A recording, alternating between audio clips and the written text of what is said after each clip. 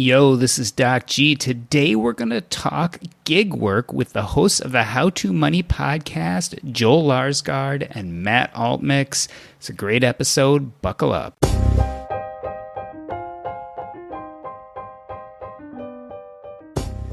Picture this. Two middle-aged, attractive people are sitting next to each other on a balcony overlooking a gorgeous and expansive panorama. They are each reclining in their own clawfoot tubs and have casually extended arms out to each other to hold hands. Such is the picture painted by a pharmaceutical company in 2012 pushing their latest erectile dysfunction drug to the mass consumer market. What the heck does this have to do with the gig economy? Well, my guests today have a simple and straightforward answer, which they discuss in a recent podcast episode about the insidious nature of gig work. Everything. It has everything to do with the gig economy. Joel Larsgaard and Matt Altmix are best friends with a keen interest in personal finance and a love for beer. They parlayed this interest into creating the How to Money podcast. 20 million downloads later, they are still energized by the mission of reaching people with practical money-saving advice. Joel and Matt, welcome back to Earn and Invest. Joel, I think I'm going to start with you. In that recent episode of How to Money that I just referenced, you start talking about gig work by referencing pharmaceutical company commercials. Why the comparison? Yeah. So first, thanks for having us, Doc. Glad to be here. And I think the reason that we went with that, we wanted to kind of create this vivid picture of when you see those commercials for prescription medication, they're kind of weird. And actually, we talked about how they're illegal in almost every country. I believe it's the U.S. and New Zealand are the only two countries where pharmaceutical companies are allowed to directly advertise to people. But sometimes those long lists that they come up with of side effects are actually worse than what you're trying to cure. And so we talked about specifically a drug for restless leg syndrome, which I'm sure is a problem for some people, right? And you want to take care of that. Well, in the long list of side effects, one of those potential ones that you could face is compulsive gambling. And it's kind of random. It's kind of funny, except for the person that it actually happens to. But because of that, it's like, well, is the cure worse than the disease? And I think when we're talking about gig work, there are some benefits, right? And there have been a lot of good things. We tried to cover those in this podcast episode as well, of what the gig work has done for people's ability to make money in an instant, to find work within hours, to use stuff that they already own to make money. But there are other things when it comes to the gig economy that are nefarious and that I think end up hurting a whole lot of people. It seems like it's this good, like the ad, just like the ad for that medication. It seems so nice, and it's like, oh, it's going to make my life so much better. And then in the end, you're not, taking into account all of the other potential negative side effects. Most people don't realize, but when the law was passed that allowed them to directly market to consumers, if they want to mention the name of a specific drug, they also have to tell you the side effects. And thus you get like that erectile dysfunction commercial where everything looks beautiful, wonderful, and hey, I want to be there. Just kind of like the gig economy, right? Hey, I want that life. I want that life. And then at the end, they smash in a whole list of all the side effects and complications because they're required by law. So they try to really skip that in right at the end. Which, by the way, Doc, you always do the best intros on your podcast. Right? Could you see the picture? Did you see it in your mind? Yes. Every single time when you tell a story, you bring me into that space. And honestly, I'm not going to lie. I first thought you were going to tell a little story about Joel and I, because you're talking about two very good looking people hanging out on a balcony until you got to the part about the bathtub and the holding hands. We haven't done that. So Matt, let's talk about gig work. One of the things for me is I'm not sure I know what the definition actually is. So where did this term come from and what does it mean exactly? Yeah, so a lot of folks have talked about, the rise of gig work today. Oftentimes we associate it with apps, but we did a little digging. We discovered that this goes back to jazz musicians back in the early 1900s. And it's kind of carried even to today, because even as a photographer, I would often refer to shoots that I had as gigs. And so oftentimes, anytime there's like this isolated work event, I feel like in my mind, that's, I think, how the term gig job, or just a gig, how that came to be. But then, of course, that's evolved to what we see today. And oftentimes we do associate it with something that's incredibly easy, something we can do in a very short period of time, specifically on our smartphones. It's also important to point out the difference too, I think, between gig work, as we're talking about it right now, versus entrepreneurship and, kind of hanging your own shingle, starting your own business, because there's pros and cons to everything out there. But we wanted to specifically address gig work because it has such a low barrier to entry. It's one of these things where anybody can become a taxi driver, essentially, as long as you have a car. Anybody can sit down and solve some problems, some software coding issues that this company is doling out. It can just be too easy, I think, sometimes to enter that field. And we oftentimes don't think about the different consequences, the negative side effects that are associated with these gig jobs. And so that's specifically what we wanted to address when we talked about gig work. I definitely want to talk about the consequences and side effects. But Joe, first, how big of an issue is this? How many Americans today are doing gig work? Yeah, I mean, I think a recent Gallup poll shows that 1 in 3 Americans has performed gig work, and that number's on the rise. So we're seeing more and more people finding, whether it's full-time employment in the gig economy, or whether they're just doing it part-time as supplemental income, or maybe they're just kind of completely out of the traditional job market and still just doing gig work part-time. And I think in some ways that has been a good thing, right? The ability for people to, like I said, choose exactly when they want to work, to know that if they only want to work part-time, they can. If they do want to, let's say, leave a job that they hate, where their manager or something is mistreating them. Well, the great thing is you don't have to have necessarily, as long as you can cut your expenses down for the time being, it's like you can leave today and still have income coming in to pay those bills, while you're looking ahead to the future and hopefully looking to find something else. It is becoming more and more of an issue. That's part of the reason we felt compelled to address it, is that there just are so many people in the gig economy these days, whether they're in it and they're making the vast majority of their income in it, or whether they're just kind of dabbling. And I think in particular, people who are dabbling, there's less of an issue, right? If you're not putting all your eggs in that basket. But for people who are saying, like, I'm making my full-time living in the gig economy, there are more downsides for those folks. Matt, what do you think has caused the gig economy to become such a big part of the American experience? Do you think it is the rise of technology and apps, or is it the pandemic? What do you think has made it so common nowadays? I think the desire for autonomy. Honestly, I think so. Entrepreneurship is glorified, right? It's like, oh, I set my own hours. I get to work when I want to. I call the shots. And gig jobs are essentially a shortcut to be able to do that. And you get that immediate pay. You get that satisfaction of, okay, I did something today. I was able to accomplish something. But without the time, the energy that goes into forming a company, thinking through a business plan, even hiring employees. And so, honestly, when everything that we receive today is, the fastest way to achieve X, or the best, the top tips to allow you to, control your own life, just whatever the promises that we come across that are out there, I see gig jobs and gig work as that shortcut to autonomy when it comes to our time and what it is that we're doing, without having to put in some of that additional energy, that additional effort that goes into running your own business.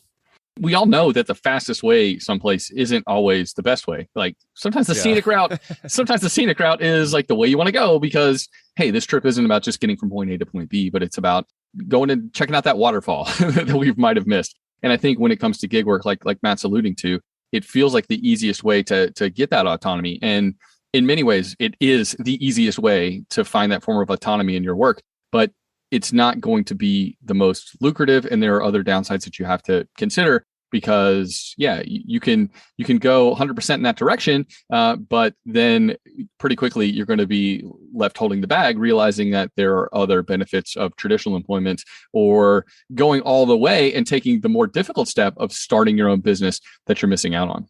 Yeah, it makes me think of like the hair loss guys where they have like the cutout in the circle and they put the cardboard on their head and they just like spray at the top of their head with basically like spray paint. It's like, yeah, that'll get you what you're looking for. But there's going to be some issues with that. There's some limitations. Yeah. It's an interesting take when we talk about the gig economy as the easy button to autonomy. But as you were just mentioning, Matt, it's also the easy button towards entrepreneurship. But I feel like we're being unfair here because, right, there are gig jobs and then there are gig jobs. In other words, there's your run-of-the-mill Ubers, and then there's things like Fiverr and Upwork. Do you look at those as the same type of thing? No. I mean, ultimately, they are different jobs that you can get by hopping on an app.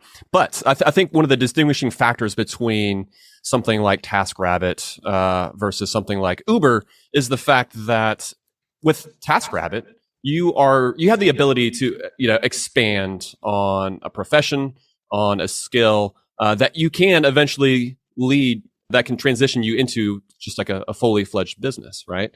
And so I think when you approach gig jobs that way, when you think about them from the standpoint of, oh, this is something I will eventually be able to scale up into a legitimate business, I think that is what sets apart some of these businesses, or some of these gig jobs like that you can find on Fiverr.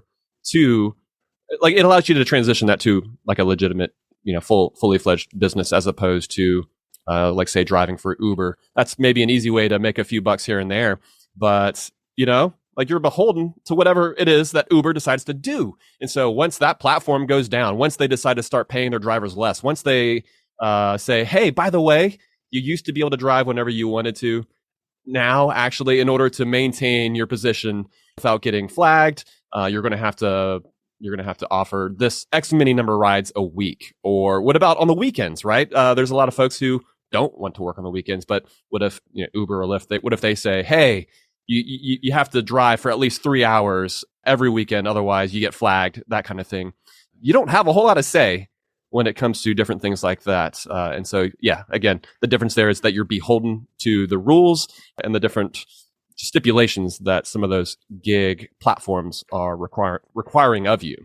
I think it's helpful to see gig work as a building block, right? Not as like the end goal. And if it is that stepping stone to get you to that freelance work that you're actually looking to have on your own, under your own shingle, I think that's a good goal to have. And I think that's a way that you can work up to it. And I think what Matt was saying there too at the end is like a really important point, that oftentimes gig workers are beholden to a certain company. And who not, like Uber tomorrow could say, guess what? Like those bonuses that we're paying drivers for driving a certain amount of hours in a week, they're cut in half or they're non-existent.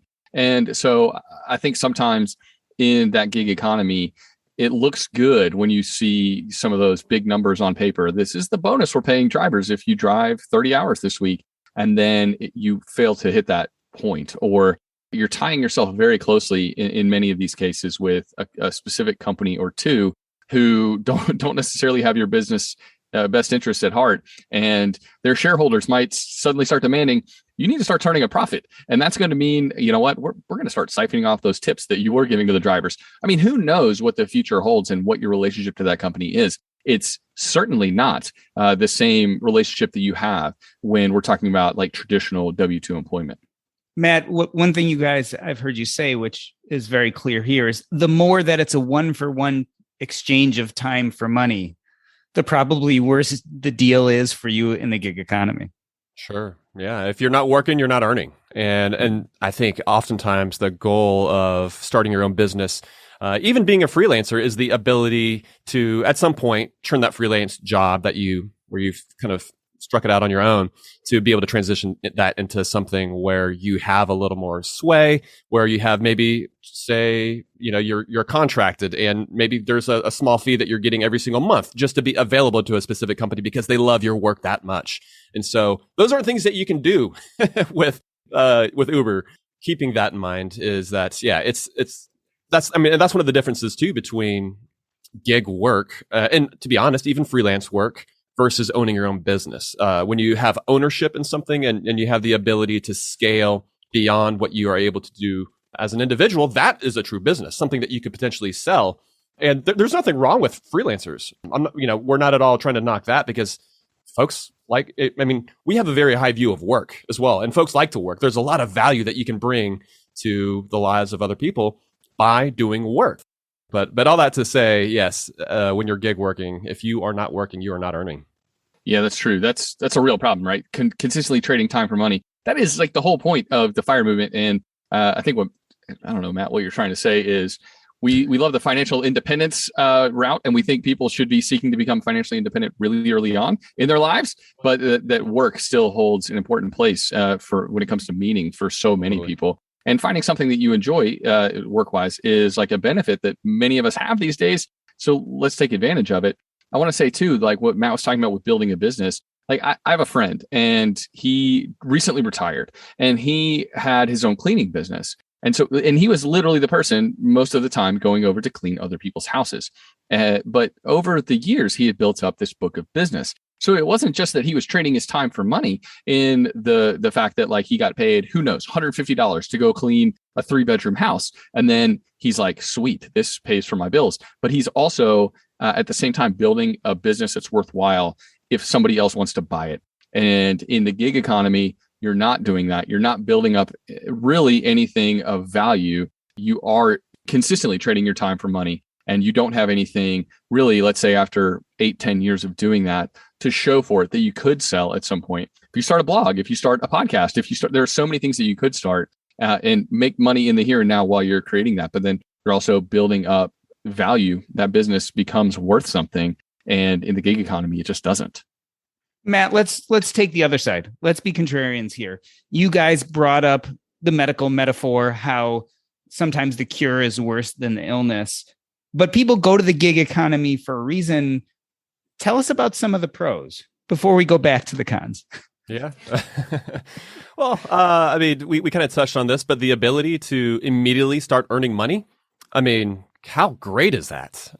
That's amazing. The fact that we live in a world where, I mean, literally I could download an app right now, create a profile, and some platforms you have to make sure, like say if you're driving, you got to make sure you get your car checked out, that kind of thing, I guess. A lot of times you can immediately create a profile, list out your specialties, and start bidding on projects on Fiverr, seeing if you can get out there and start immediately making money. Maybe like 100, 200 years ago, you used to be able to do that. Just like walk up to just the pharmacy on the corner kind of thing and just like, hey, excuse me, sir, I'd like a job, please. Yeah, I'll start sweeping the floor, sure. But we've kind of progressed beyond that. And there's this whole stretch of period where like you can just walk in somewhere and start working and immediately get paid. Although we are seeing a little bit more of that right now because of COVID, the COVID economy and the need for labor. They're like, we'll take anyone, just come and work, as long as you are breathing. But now the ability for folks to be able to do that literally from their bed when they wake up that morning and, literally have money in their accounts by that night. That's huge. And that's definitely a benefit that a lot of folks are going to find themselves in need of. And we're kind of hating on gig work a little bit here. But that's certainly one of the benefits that can serve a lot of folks.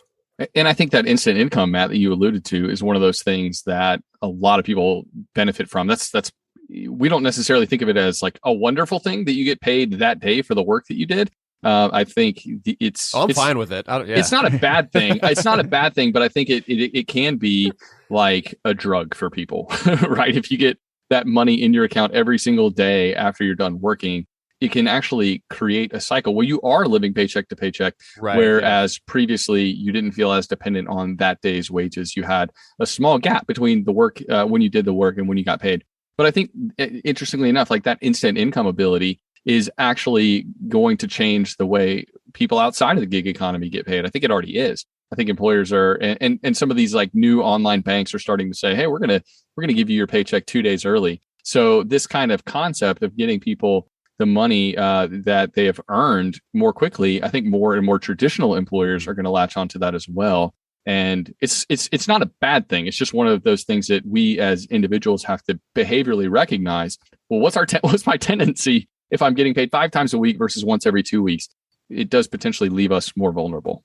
Yeah, I love it because it allows folks to immediately see the fruits of their labor. Right. And so there's an immediacy to the work that you just accomplished.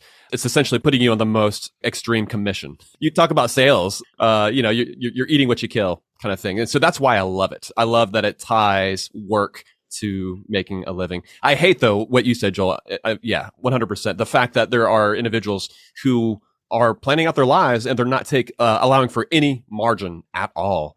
Yeah, I definitely don't like how it makes folks more dependent on just what is immediately at hand, as opposed to just allowing there to be some space and for there to be some more margin in someone's life and for them to have a plan. That is certainly something that's missing from somebody receiving pay like hours later. We quickly get used to things, Matt. Yeah, the child tax credit is one of those things. The student loan forbearance is one of those things. We are still talking about that on the show regularly, letting How to Money listeners know, hey, guess what? That's ending pretty soon. You got to be prepared. Like, put that back in your budget. Start getting prepared now, because if someone takes that away from us or starts putting money into our account, it's human nature to just quickly get accustomed to that. And the child tax credit is supposed to be limited time only. Like, obviously that remains to be seen. But when that ends, like how are the people who've been receiving it going to handle that if that does eventually end? That is one of those things where, behaviorally it sounds nice to get paid on a daily basis, to get paid right after you work. But behaviorally, is that the best thing for us? Like, I don't know. I don't think so. Matt, one of the things I think that we're not talking about is that we as consumers and also as small business people definitely benefit from the gig economy, right? I know Joel doesn't, but when you or I order our food from our favorite restaurant and it all of a sudden shows up because a driver has picked it up and brought it to us, or as small business people, like we need a voiceover for something on our podcast and we jump on Fiverr to find someone. I mean, there's some definite benefits from the non-worker side. Like, oh, sure. Us as consumers, we use these workers. Sure, absolutely. And don't you dare clump me in with you. I know Joel, he's ordered food before to my house while he was babysitting over here, actually. I tested it out once, never again. That person literally dropped the sweet tea on your front porch and it was really sticky. I felt bad for that. I did. So yeah, that being said, I've never ordered food. How dare you? But no, from the user's standpoint, yes. I mean, the ability to course correct, right? Say, oh my gosh, we need to be putting way more time towards this aspect of the business. Oh, that's huge. We did this recently and hired somebody out for some WordPress backend work, for our site, and that was amazing, and that was money well spent. And so, certainly, I don't know. I guess you can make the argument that we're a part of the problem. At the same time, on one hand, we're up here sitting on our high horse talking about how people shouldn't be doing this, but at the same time, we're like, quick, send a message out and see if we can get this problem solved. I think, and a lot of the responsibility comes down to the individual, though, and it often is going to take a willingness on the participant's part, the one doing the work, to think ahead. I mean, this is why we talk about this, because we want, like the individual who we hired for some WordPress work, I hope that over time he is able to build up a book of business, and he's able to say, hey, and I know different platforms have different restrictions on how you're able to communicate, but I would love to be able to go to him directly and for him to have a book of business, a number of clients that he regularly does work with, that he's able to make a living off of. And so, yeah, it's a double-edged sword for sure, from the standpoint of it being good and evil, but also from the standpoint of those who are purchasing versus those who are getting paid. Taking an Uber, by the way, or a Lyft is, I remember the days of taxis, but barely. And I just remember them being a huge pain. I do wish, that the pay was more fair for gig workers. And I know that it's hard to make ends meet, that being your full-time gig. That being said, there are some of those other pros, and that's not necessarily what most or all gig workers are looking to do. In fact, I think something like 85% of gig workers make less than $500 a month. So I think the way most people are using these platforms is as part-time work, is as supplemental income. They're not depending on it for full-time pay. So it'd be like similar to talking about a 15-year-old getting a job at a fast food restaurant, and we talk about a living wage, and it's like, well, that's not necessarily what that 15-year-old is looking for. Like, should the minimum wage go up? That's an interesting question, but it's one of those things where that might not be as big of a problem as it seems, because maybe that's not what most people who are offering their services up to these platforms are looking for. Maybe most of them are just looking for that supplemental income, and if that's the case, then I think they're doing a decent job of doing that. Joe, we mentioned the financial independence retire early community, and there are plenty of FIRE practitioners who do their 9 to 5 and look for supplemental income to get them to a certain net worth or to retire early faster. And for those people, maybe building up long-term business is not nearly as important as, hey, I just want a few extra bucks in the bank every month.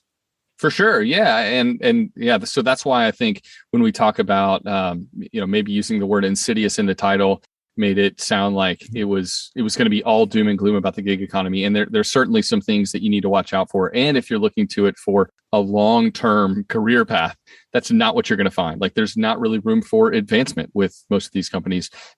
You do have control over when and how you work, but if you're an Uber driver, like you're probably not getting that promotion to district supervisor or something like that. That's just not how it works. And so you have to kind of know what you're getting into, what you're looking for, what your needs are. And I gave one Lyft ride in my life. And I've told the story on the show, but it was because there was literally $1,000 signing bonus, and then they didn't do a good job of laying out the stipulations. But it was like, if you just give one ride the next week, we'll give you $1,000. And so I literally gave one ride and I made $1,000 for that ride. So I have been a gig worker, although that was the lucrative form of gig work that isn't open to many. Yeah, they quickly changed the nature of that agreement. But yeah, I think you have to know, what are you trying to get out of it? And if you're assuming that this is a good method, a good route for you to take for a long-term career, then this isn't that. But if it's a way to be able to turn it off and turn it on whenever you want, and to be able to make some money doing that, then I think it's kind of perfect for that. And from the comfort of your own home too. We are talking with Joel Larsgaard and Matt Altmix, who are the co-hosts of the How to Money podcast, and we are discussing the insidious nature of gig work. I'm going to take a short break. This is Doc G, and you're listening to the Earn and Invest podcast. Have you heard of Public.com? If you haven't, it is an app that is revolutionizing investing. I really wish this was around when I started my investing journey, because it would have made it so much easier. There are a few things I really like about Public.com. One is you can start with small slices of shares, invest in what you believe in with any amount. Number two, it's a social platform. So there are a lot of people who are on the app, and you can exchange ideas and insights with a community of investors and build your portfolio with confidence. And last but not least, it's revolutionary. You can invest in things like cryptocurrencies. I know for me, that was always a big question. How do you get into the crypto game? With Public.com, you can invest with confidence. They have built-in educational features that help you learn as you go. One of which is it helps you invest safely with volatility reminders that let you know when investments like crypto, which we were just talking about, are a little bit riskier. Check them out at Public.com. Start investing with as little as $1 and get a free slice of stock up to $50 when you join Public.com today. Visit public.com/EAI to download the app and sign up. That's public.com/EAI. This is valid for U.S. residents 18 and older, subject to account approval. See public.com/disclosures. This is not investment advice. We are back with Joel Larsgaard and Matt Altmix. They are the co-hosts and creators of the How to Money podcast. 20 million downloads later, they are still energized by the mission of reaching people with practical money-saving advice. Matt, we've been talking about the pros a little bit just to give the other side a fair shake, but let's jump into the cons. I want to talk about a few specifically. I feel like we live in a work all the time culture. And I'm wondering how you feel that the gig economy has affected that. Well, so on one hand, you could say that, no, this is a great thing because it allows somebody who, say, maybe wants to spend more time with their kids while they're awake. It allows them to take advantage of that time. And then once they go down to sleep, it allows them to maybe do some jobs there after hours.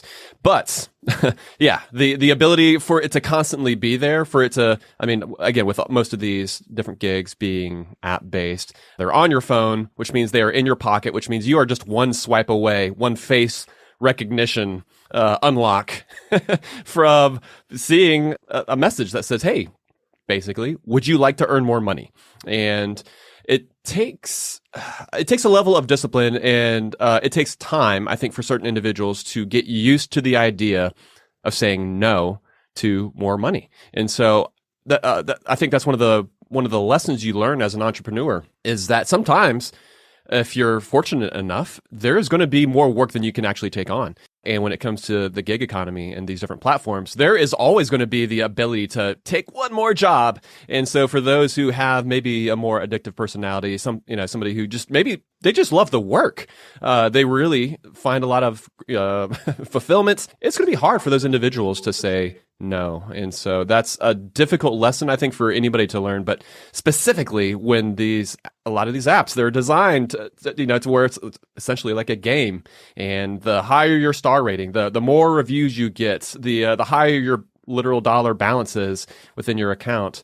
It feels good. There are multiple ways that you're getting those little dopamine hits. And when you see that little message pop up, I think that can be incredibly tempting for somebody to be able to turn off that work. It's going to feel like that they're on the clock just constantly. And I think it can be difficult to kind of find that balance within your life if that's the case.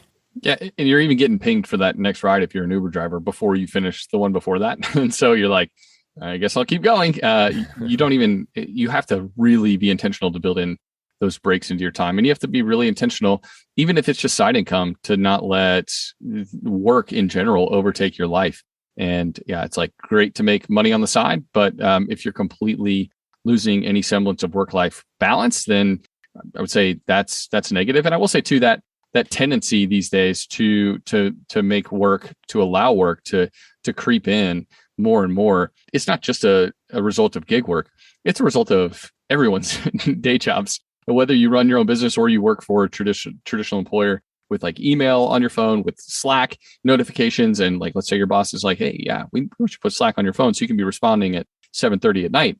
You're like, what? But that is like feeling like it's the norm these days for so many people. So that constant attachment is something that, we all have to be more proactive to carve out in our lives, whether you're a gig worker or traditionally employed. You have to say, like, listen, these are the times I'm putting down that phone. Or listen, boss, hey, I'm going to work my butt off between the hours of 8 and 5 or whatever it may be. But these other times of the day, like, I'm not going to be responsive. And that's part of the deal. And if that doesn't work for you, then I'm, going to have to start looking for something else. I don't know. But you do have to be proactive, whether it's gig economy or traditional employment, because that creep is just happening for all of us these days.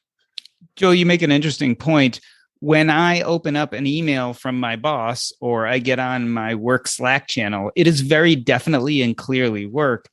On the other hand, when Matt was talking about the gamification of some of these apps, it's almost like it's dressed in something else, right? A lot of times we don't even realize that, no, this is just your boss calling on you, but we don't look at it that way because there are the points and the scores and the ratings and those type of things. And even just the social pressure, right? Where it's like, well, Sheila over there in HR is like always responding. And I distinctly remember this when I was traditionally employed.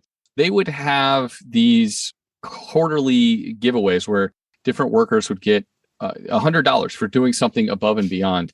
And it was one of those things where the things that were always held up as the folks who were always, making that extra money, and then their praises were being sung, were the folks who were like, they came in on the weekends and they slogged through and they did this 9 to 1 shift.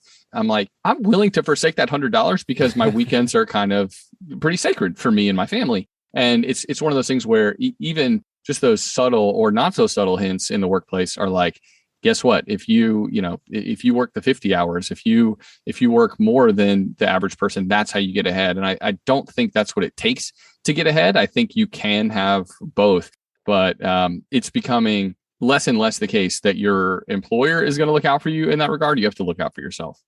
Matt, let's talk about benefits, because I think one of the more insidious things about the gig economy is it does take certain responsibilities out of employers' hands.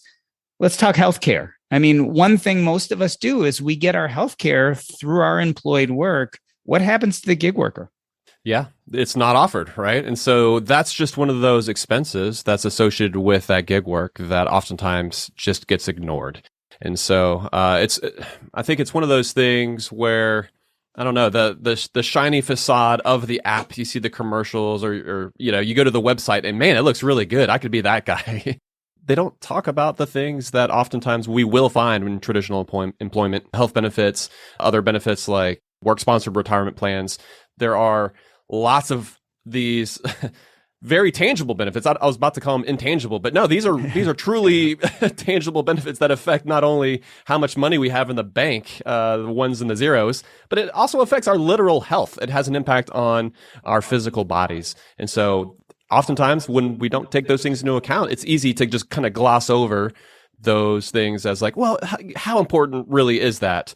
And I don't know, maybe if you're in between traditional jobs and maybe you're taking a couple weeks to figure out what you want to do, maybe it's not that big of a deal. But if you are looking at months of doing this and even years, there's going to be a serious downside to going with gig work and realizing that, there are some of these additional benefits that you're completely missing out on. Going back to the harder to stop working thing, well, if you do want to take some vacation, that's on you. Like you don't get paid vacation time when you're doing work through any of these apps. And so that can be really difficult too. It's really hard to say, I'm going to take a week off or 2 weeks, God forbid, to vacation with my family, to not work. It can feel almost impossible to make that decision when you don't have an outlet that you're going to be paid to be able to take that time off. So that makes it, I think, even more difficult for lots of folks. And Joel, I know over at How to Money and certainly here at Earn and Invest, we're big fans of retirement savings. We like things like 401ks, and we like even more 401k matches. And if you want to make a living in the gig economy, you kind of have to, say goodbye to that stuff. Yeah, you got to be really intentional about your own finances and your own investments, because nobody is offering you a match. Nobody is even offering you access to an account. And so you have to say, all right, well, I've got to figure this out, and I've got to open up my own Roth IRA, or there's just aren't any easy options for the gig worker to start funneling some of that paycheck into retirement savings, that's the easy button for so many people. If you hit a percentage amount on the screen through your employer's the website they've set up with with Vanguard or Fidelity or whoever it is, that's an easy thing. And every time you get a raise, you bump that up another percentage or two, and pretty soon you're cooking. Like you're moving along and you're investing a lot of money. But for gig workers, it's like, no, you have to be a complete self-starter and you have to figure that out all on your own. Set up your own account, and then start putting money into it every single month. And that's another behavioral hurdle that gig workers have to overcome, much less the monetary hurdle of like, am I making enough to actually be able to put this money aside? But also, do I have the ability to continue to put that money aside for myself, realizing that nobody else is going to help me with that or do it for me? Sure, but let's look at the glass half full, which is yes. So your employer isn't providing you a match. That's literal, actual dollars that you're never going to see. That's free money were you to invest and get that match. However, the glass half full side of things, I like the fact that it puts the responsibility on individuals. And so to the extent that it pushes individuals to figure out their own money, to the extent that it allows individuals to say, you know what? I used to get a 401k. I'm not getting that anymore. I'm doing this gig work. Maybe it's time for me to open up my Roth IRA. And all of a sudden they're, socking away $500 a month, when that's something that they maybe never would have done. I love again, this is maybe one of the sides, and we can chalk it up to independence again, but I love the independence and the ability that individuals are going to have when it comes to figuring out how to handle some of these things on their own. Honestly, same thing with healthcare. Healthcare is really expensive, but I think back to 15 years ago, roughly, when that was the last W-2 job that I had, when I had benefits included. After doing a little bit of research, so I was looking at quitting. My wife and I were going to start our own business. And so healthcare, that's one of the things you look at. And when I got a quote for what health insurance was going to cost me as a 23-year-old, and I realized how much more affordable it was than what I was currently paying with the group plan that I was with at my work, even if I had stayed on board with that employer as a graphic designer, I would have opted out of the health insurance because it was so expensive. And so that was, for me, it was very eye-opening. It helped me to realize, wait a minute. There certainly are I'll mention too, I wasn't getting any sort of employer match. So the benefits for me weren't as enticing, but it helped to open my eyes and to realize, you know what, like this is actually working out for the best anyway. It's better for me right now to learn these things on my own and to kind of step out of being taken care of by my employer. By Papa employer. Yeah, exactly. and a lot of people will find themselves, depending on what their actual income is, with pretty cheap access to healthcare on the healthcare exchange on healthcare.gov. So yeah, it depends on your specific family's income, but there are a whole lot of folks who are in the gig economy who will find that their healthcare isn't going to cost them that much money. So that's a bright spot too. The other side of that though is you have to have the savings, because how high is that deductible? And so maybe the premium isn't that much, but you might need to have an extra 8-10 grand aside in savings to pay that deductible when it pops up, or when those healthcare expenses arise throughout the year. I love the optimism that Matt has, that because you have to manage it yourself, you'll look into it. And probably with healthcare, you will, because you don't have as much of a choice. But I also see a certain percentage of the population saying, oh, no 401k offered. I guess I just won't do it. Right. Yeah. I mean, I remember talking to a pastor who had opted out of Social Security for religious reasons, which is available to members of the clergy. And I was like, so you're taking that extra money and you're like, your Roth is baller, right? And he was like, and he was like, no, what are you talking about? And so, yeah, there is that thing where if you use that benefit effectively, then it's great. Like if you're putting aside that money, that 12.5%, whatever it is, it goes toward the FICA tax. If you're putting all that money that you're keeping in your pocket into your retirement savings for your future, you're gonna crush it. Like, and you're probably gonna outperform what Social Security would provide you over the long haul. But the problem is, then a lot of people won't take that step. So, Matt, we've now talked about the pros and the cons. Who should be considering gig work right now? Like, are there prototypical people who right now it would be a good thing for them? I mean, certainly we kind of touched on this, but I mean, for individuals who are just in a position to where they just need to make some money right now. That's, again, one of the benefits of gig work. But I mean, yeah, there's different benefits that the government has rolled out beyond policy as individuals. Hopefully, a lot of folks have emergency funds set up where they can float by for a little bit. But I mean, for the person who needs to make money right now, I think that's certainly that's the prototypical person who needs to be considering gig work, and not to. And to not see it almost as like a death sentence, I guess. I guess I want to point out the fact that like you can get in and do it for a little while and get out. I don't know. Maybe this is just me being a geriatric millennial talking, but like it feels like there is this, I've got to commit to this thing and I'm going to be loyal to this company. Nah, like that's not how these things work. The ability to jump in and jump out and make money as you need it. That's one of the benefits of it, and that's something that's important to keep in mind. I think it's important to mention too that not all gig work is created equal, and some of them are less transactional, where it's literally dollars for time. And so back in the day, I believe there's 2 companies that are legit. By the way, anybody who's looking into getting their car wrapped with an advertisement to make money on the side, just know that there are a lot of scammy companies out there in this realm. So don't fall prey to them. But Wrapify is one of the actual legitimate companies in this space. And so you can, depending on your driving habits, even if you're just driving to and from work every day, but you've got 35-mile commute in a major city, you can make some serious money. I'm talking like $300-$400 a month by putting a wrap on your car. I basically have zero pride. And so I was totally willing to do that. And when they first sent me an email about like, all right, the first gig popped up for Wrapify, it was literally to do an advertisement for the show that Honey Boo Boo's mom had on like TLC or something like that. And I was like, I am not above that. I will totally put that on my car if it means that every mile I drive, I'm getting paid. And so that kind of gig work is a little bit different, right? Than where I'm literally just trading time for money. It's like I was already going to drive that car anyway, and I did make side income from it. So those are, or let's say you're renting your car out on a site like Turo. Right now is an ideal time to be doing that. And when you look at the stats, something along the lines of cars sit idle that you own, something like 96, 97% of the time. Most of the time, it's parked at your house or it's parked at your job, or you're going to get groceries, but all the rest of the time, your car just sits there. And so there are so many options for you to maybe make money with some of the things that you already own. I think that element of the gig economy is really cool. We've talked on the show. The site is, I'm blanking on the name of it right now. We'll get it to you for the show notes, Doc. But basically, you can rent out baby gear.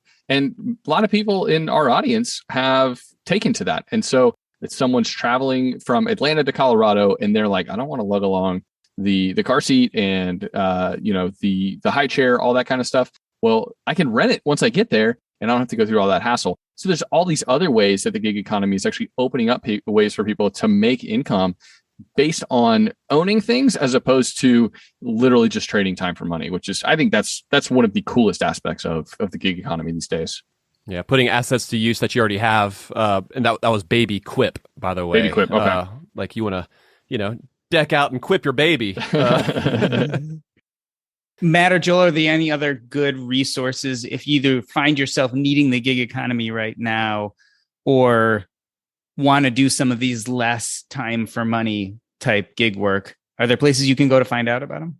Yeah, I mean, so like when you're looking at working from home, flexjobs.com, I mean, that's a great site and they've got lots of different resources there. But then for kind of the more like actual gig jobs, Side Hustle. And that's, they spell hustle the hipster way where they leave out all the vowels. So HUSL, I'm pretty sure. But that's another great site and they review some of the different gigs out there. But yeah, I mean, it's really important just to think through what it is. Like as you're looking at all the options out there, it's going to feel like you just walked up to a gig work buffet and it's like, oh my gosh, look at all these crazy things I could do for money.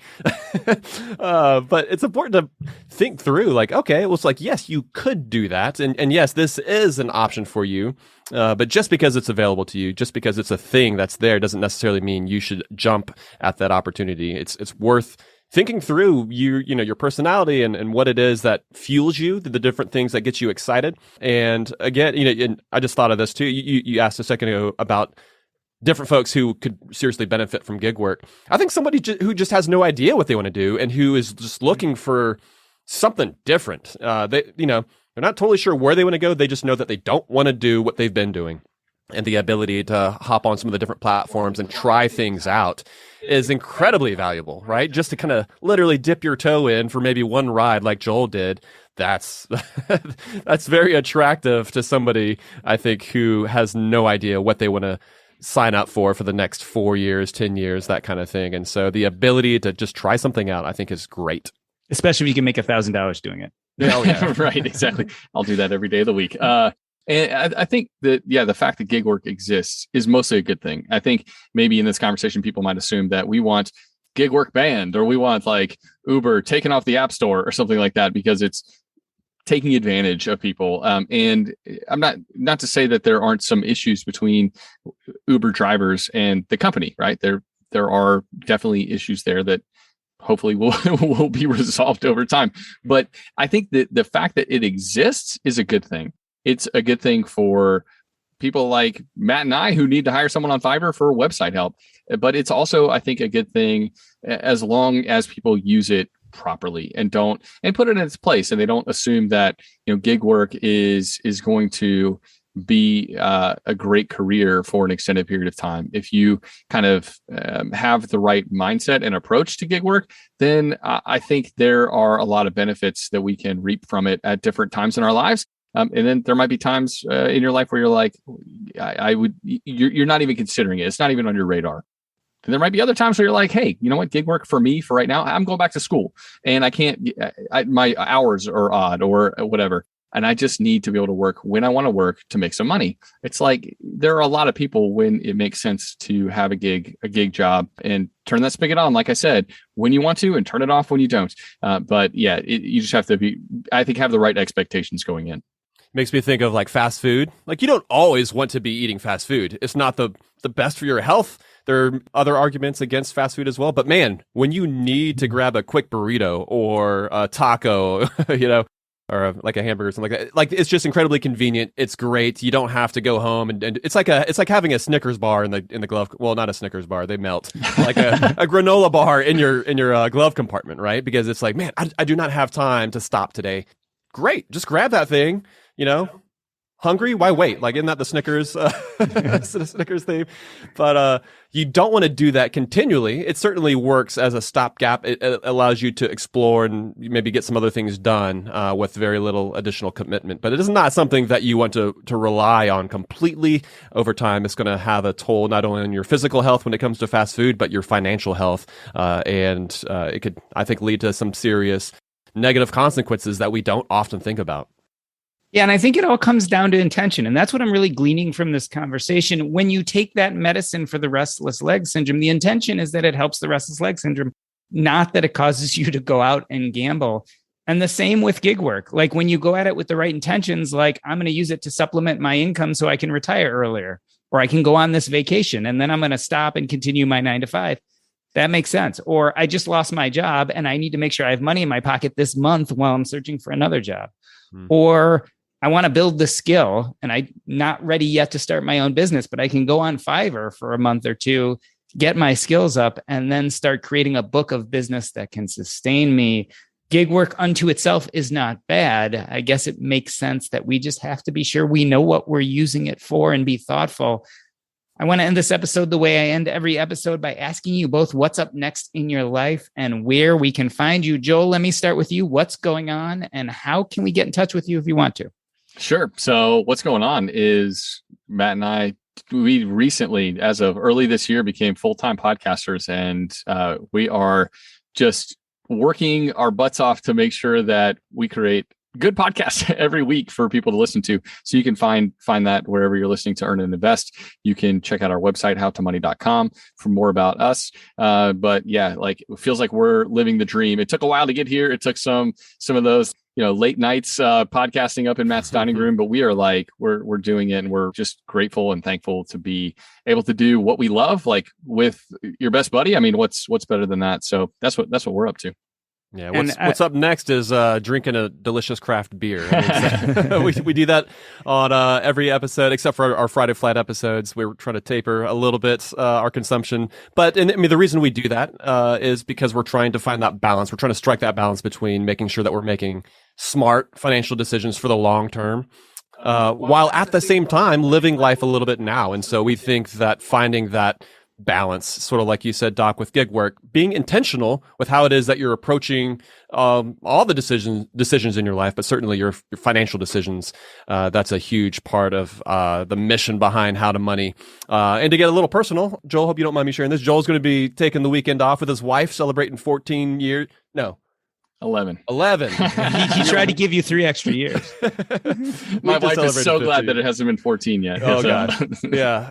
So they're looking forward to that. And we got hike to some waterfalls in North Carolina. Should be beautiful. Yeah, we got family coming in town. So looking forward to a full weekend of some family life. Well, this has been the Earn and Invest podcast. On behalf of myself, Doc G, I'd like to thank Joel Larsgaard and Matt Altmix. That's a wrap. Hey there, just wanted to remind you before we get to the after show, if you've been wanting to learn about real estate, there's no better resource than the Real Estate and Financial Independence podcast with Coach Carson. Here, Chad, aka the Coach, tells you about real estate. He gives you the tips and tricks, but also has guests, people who are proof of concept of how to make this asset class bulk up your financial independence journey. It is an excellent podcast. I suggest you check it out. Just go to CoachCarson.com. Again, that's CoachCarson.com. It is the Real Estate and Financial Independence podcast. You don't want to miss it.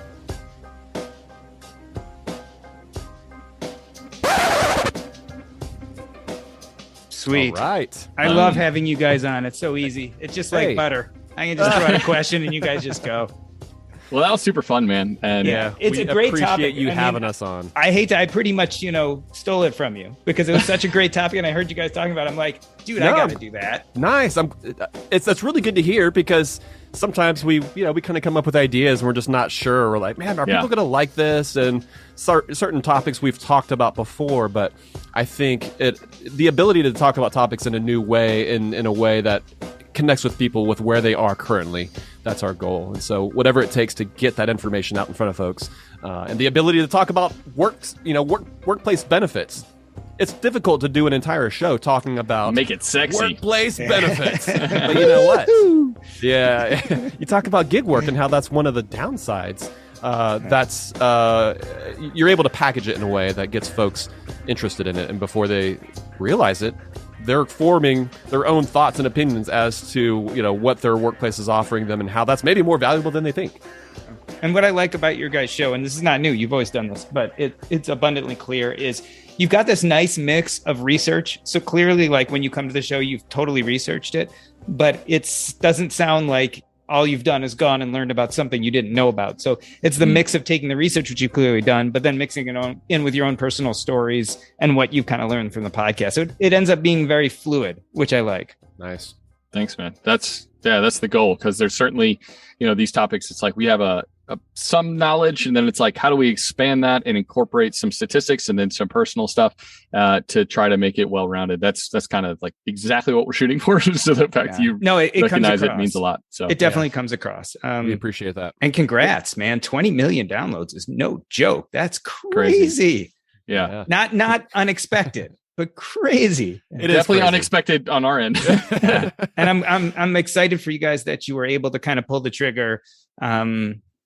Remind me, Joel, Clark Howard, didn't he stop, or is he still going? So he's still podcasting, but he's done. He retired from the radio show in December, and so it was that perfect time. He was like, "Do you want to stick around?" And at this point, the income from this was more than enough to pay the bills, and so it's like, love you, but it's time for me to go. Yeah, it had been 15 years. My little sister is still there, which is cool. She works on the website end of things. Cool.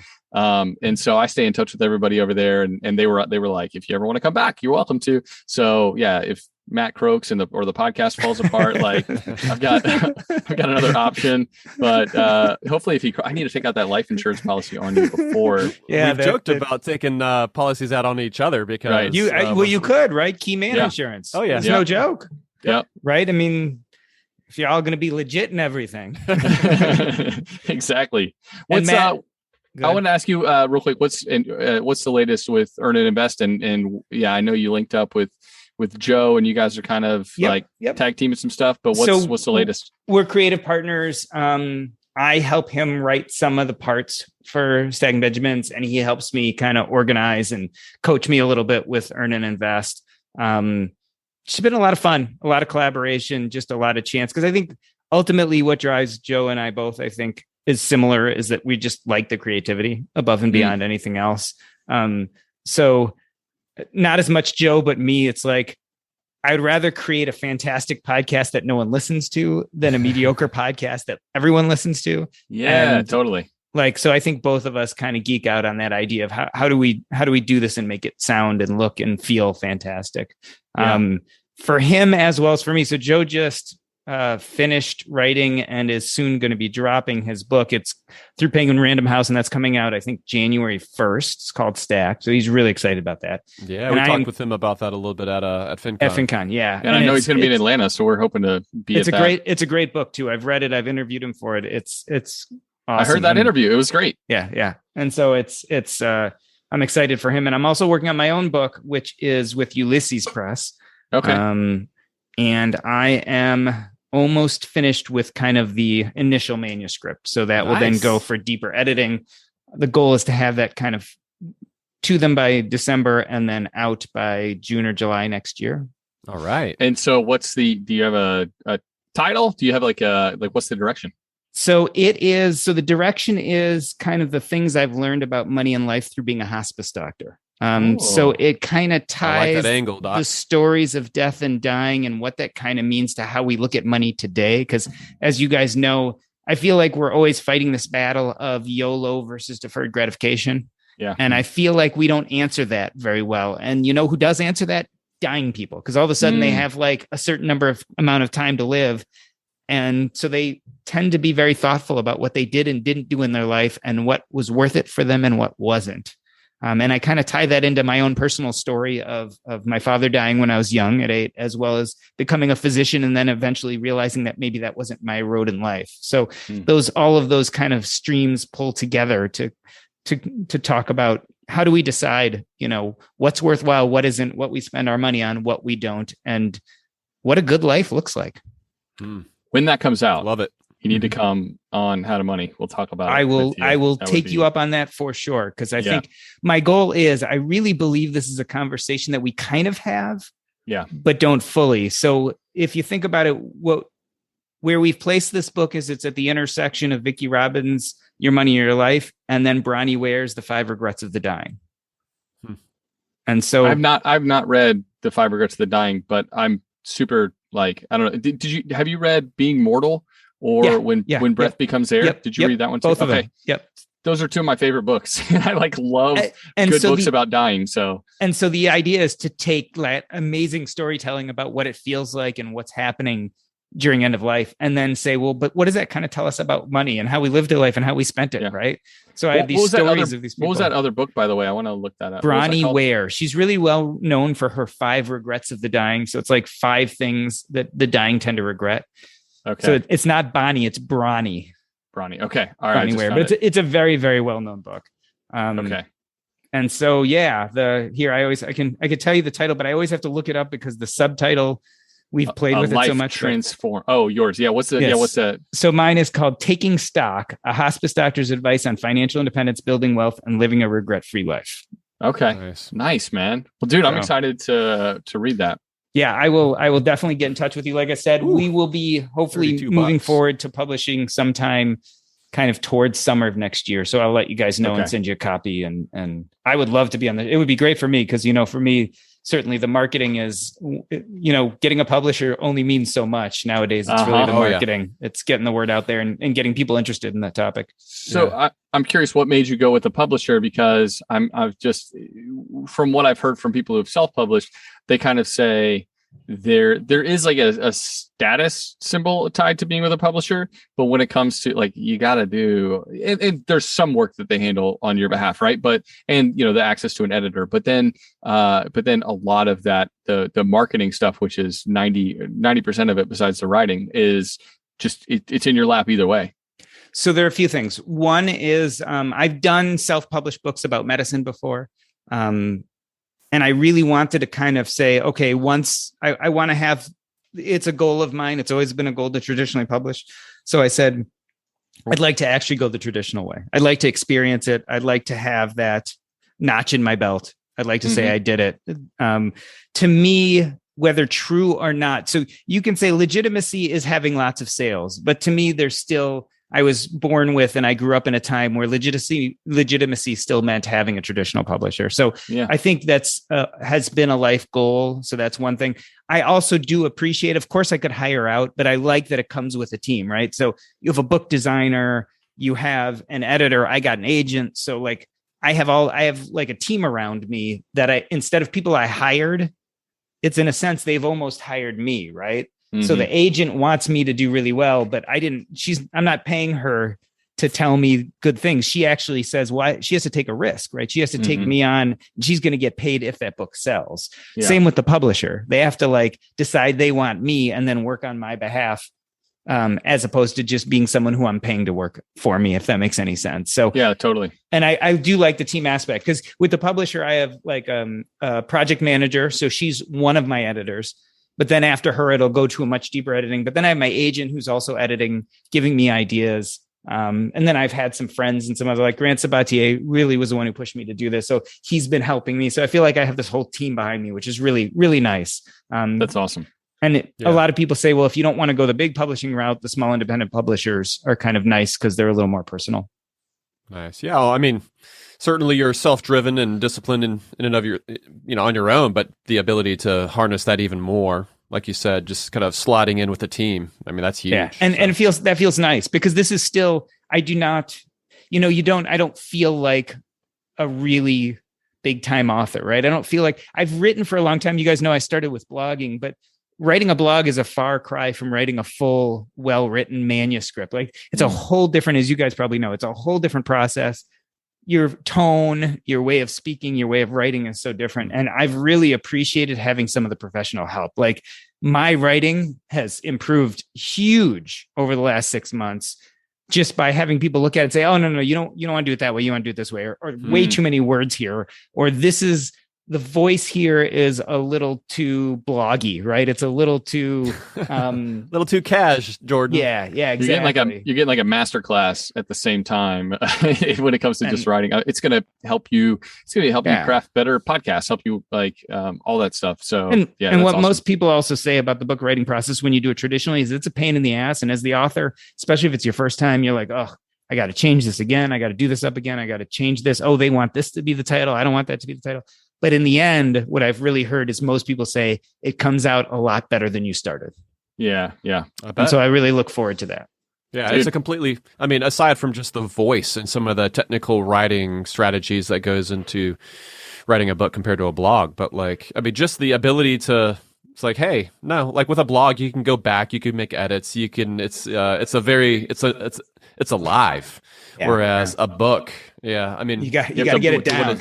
You have to birth it and let it go. Yeah, like Jillian talked about that. We talked with her some at FinCon, and she just talked about treating it like your kids, and she was approaching it from the standpoint, and she gave a great talk, but she talked about approaching it from the standpoint of not finding your worth in this baby, but instead see it as this thing that has grown up, and you're going to send it on its way, and there's very little you can do at that point, and it's out there, so obviously you want it to be the best version of it that you can have. And she did it the other way, but did it the right other way. So what she said, I'm going to self-publish, but I'm going to hire a good editor. I'm going to hire a manager.